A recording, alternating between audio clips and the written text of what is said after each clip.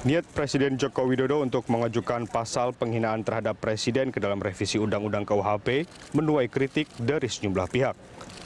Berawal dari pengakuan Presiden Joko Widodo yang melanjutkan upaya pemerintahan sebelumnya untuk mengajukan pasal itu, sejumlah pengusung pemerintahan SBY mengecam pernyataan Presiden Joko Widodo.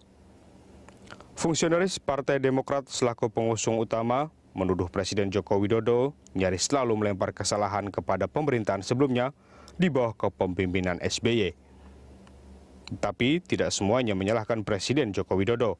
Ada beberapa loyalis SBY yang tidak menyalahkan pemerintahan saat ini terkait keinginan mengajukan pasal yang sudah pernah ditolak Mahkamah Konstitusi pada tahun 2006. Pembelaan juga muncul dari salah seorang pengusung sekaligus pembantu Presiden Joko Widodo. Menteri Dalam Negeri yang berasal dari PDI Perjuangan mengingatkan status Joko Widodo sebagai Presiden Republik Indonesia harus dihormati sebagai lambang negara. Kontroversi pasal penghinaan terhadap Presiden sudah terjadi sejak lama. Sejumlah pakar hukum dan tata negara bahkan menganggap Presiden sebagai sebuah institusi yang tak bisa merasa terhina. Berdasarkan bunyi pasal 36A Undang-Undang Dasar Negara 1945, lambang negara ialah Garuda Pancasila, tidak termasuk Presiden.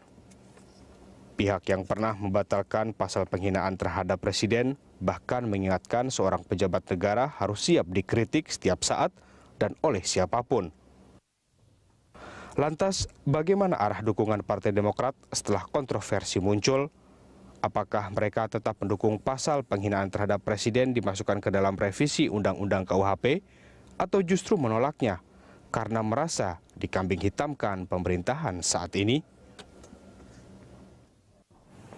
Kontroversi pasal penghinaan terhadap Presiden, kita akan membahasnya dengan narasumber yang pagi ini telah hadir di Studio Berita 1. Ada juru bicara Partai Demokrat sekaligus Wasekjen Partai Demokrat, Bapak Didi Irawadi. Pak Didi, selamat pagi. Selamat pagi. Terima kasih telah bergabung sama kami di Studio Berita 1. Dan pemirsa, kita juga telah tersambung melalui saluran telepon dengan pengamat hukum pidana dari Universitas Trisakti, Bapak Abdul Fikar Hajar. Selamat pagi, Pak Fikar. Selamat pagi, Mbak. Pagi, Pak. Selamat pagi, Pak Didi. Ya. Selain dengan Pak Didi dan juga Pak Fikar, kami juga mengundang Anda untuk memberikan komentar lewat SMS ke 0811-833-5551 atau melalui pesawat telepon di nomor 021-529-00308 atau 021-529-00311. Dan kita akan mulai dialog dari Pak Didi terlebih dahulu. Pak Didi, mungkin ini kita lihat pasal penghinaan Presiden ini kembali menuai kontroversi. Ada yang pro, ada yang kontra. Tapi bagaimana tanggapannya mengenai dari pernyataan sikap Jokowi sendiri yang mengatakan ini ataupun pasal penghinaan Presiden ini juga pemerintah yang lalu usulkan, yaitu pemerintahan SBY pada saat itu, dan ini hanya melanjutkan kembali seperti itu. Jadi begini, kita harus tahu dulu sejarahnya ya. Pasal penghinaan ini sudah dari 30 tahun yang lalu memang usulan ya, bahkan dari Orde Baru untuk memperbaiki pasal-pasal peninggalan kolonial. Ya, sudah lama. Cuma yang jadi masalah, ini kan suatu usulan ya, memang yang masa lalu sempat di zaman Pak SBY sendiri sempat ada usulan ini masuk, tapi tidak sempat dibahas lebih jauh karena waktu itu waktu dan begitu banyak KUHP itu banyak pasal-pasal yang lain. Nah ini kan diusulkan oleh pemerintahan sekarang, diusulkan lagi. Yang saya jadi tanda tanya, kok tiba-tiba ketika kritikan masyarakat ini keras, tiba-tiba ya orang-orang sekitar Pak Jokowi ini tiba-tiba seperti kebingungan dan tidak percaya diri, tiba-tiba melempar ke pemerintahan yang lalu. Padahal kewenangan dan tanggung jawab itu ada di pemerintah yang sekarang. Saya kira nggak usah bingung, nggak usah seperti tadi tidak percaya diri. Ini kan biar saja kalau memang yakin ini baik tujuannya, dalam rangka melindungi kepentingan kepala negara, presiden, dari hinaan-hinaan yang tidak sepantasnya, biar dimajukan dulu ke DPR. Mari kita uji di DPR, lalu kita uji juga secara di ruang publik, harus percaya diri gitu. Bukan ketika mengusulkan, mungkin saja kita belum lihat lagi nih usulan yang sekarang ya. Kalau memang ini berguna, harus yakin dan jangan tiba-tiba jadi belum apa-apa kebingungan gitu loh. Tapi dengan kemudian pada saat pemerintahan SBY kemarin sempat mengusulkan di tahun 2012 mengenai pasal penghinaan presiden masuk ke dalam revisi KUHP, artinya pada saat presiden sekarang mencoba masukkan kembali dalam revisi KUHP ini, artinya nantinya Demokrat akan kemudian mendukung langkah dari Presiden Jokowi, seperti itu? Ya, tentu kita uji ya, di masa lalu kan ini belum diuji ya. Jadi begini. Di masa lalu belum diuji, apa belum sempat ya. Apa tapi kemudian menjadi pertimbangan sehingga pasal ini kembali masuk? Lebih ya pasal ya. Karena begini ya. Jadi tentu masyarakat mengkritisi presidennya ya, sekeras apapun, setajam apapun, saya pikir hal yang bagus bagi demokrasi. Justru dengan banyak orang yang mengingatkan presiden, mengingatkan kepala negara, ini tentu presiden akhirnya lebih hati-hati di dalam melakukan pemerintahannya. Saya pikir hal yang positif selama ini. Sejak era 98, reformasi sudah berjalan. Sepahit apapun ada kritikan-kritikan, sekeras apapun berbagai masukan dan kritikan, tapi semua berjalan dengan baik. Bahkan menjadi hal bagi pemerintah bisa mengkoreksi, memperbaiki dan berjalan dengan baik, saya kira ya. Baik, Pak Didi, kita sapa Pak Fikar terlebih dahulu di ujung telepon. Pak Fikar, tanggapannya mengenai mungkin masuknya kembali ataupun rencana masuknya kembali pasal penghinaan presiden dalam revisi Undang-Undang KUHP, tanggapan Anda? Begini Mbak, pasal ini kan sebenarnya pernah dibatalkan oleh Mahkamah Konstitusi. Ya, dan yang menjadi dasar dari pembatalan itu adalah bahwa ada ketidakjelasan kriteria dari yang disebut pencemaran atau penghinaan itu. Karena kalau ini kemudian dipertahankan ketidakjelasan apa itu pencemaran atau penghinaan, kemudian juga kritik terhadap presiden, maka tidak mustahil akan terjadi penyalahgunaan kekuasaan. Apalagi delik ini adalah delik biasa. Artinya meskipun presidennya tidak sakit hati atau tidak mau menuntut, aparatnya yang di bawah ya itu bisa umpamanya untuk mencari-cari muka dan sebagainya, dia bisa langsung menuntut. Setiap ada perbedaan pendapat yang kemudian menjudutkan presidennya sendiri nggak apa-apa sebenarnya, karena dia seorang Demokrat umpamanya.